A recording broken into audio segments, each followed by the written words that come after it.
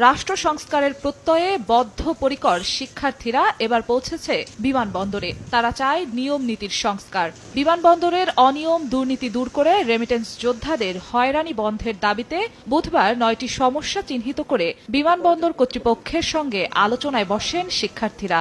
এয়ারপোর্টে প্রবাসীদের সঙ্গে দায়িত্বপ্রাপ্ত কর্মকর্তা ও কর্মচারীদের খারাপ ব্যবহার প্রায় ঘটে থাকে। বিমানবন্দরে ইমিগ্রেশন ও অন্যান্য প্রক্রিয়ায় অযথা বিলম্ব করা হয়। সমস্যা চিহ্নিত করে তুলে ধরেন প্রবাসীদের সঙ্গে ভালো ব্যবহার করা, লাগেজ নিয়ে হয়রানি দূর করা থেকে শুরু করে পুরো বিমানবন্দর এলাকায় ওয়াইফাই সেবা নিশ্চিত করা সহ বেশ কিছু সুপারিশ। বিমানবন্দরে ওয়াইফাই সুবিধা নিশ্চিত করা, অপেক্ষমান স্বজনদের জন্য বিশ্রাম ও থাকার উপযুক্ত পরিবেশ তৈরি করা। দাবি পূরণে শিক্ষার্থীদের সঙ্গে নিয়েই কাজ করার আশা ব্যক্ত করেন হযরত শাহজালাল আন্তর্জাতিক বিমানবন্দরের নতুন নির্বাহী পরিচালক। এছাড়া বাংলাদেশ এয়ারলাইন্সের মান উন্নয়ন নিয়ে কাজ করারও আহ্বান জানান শিক্ষার্থীরা।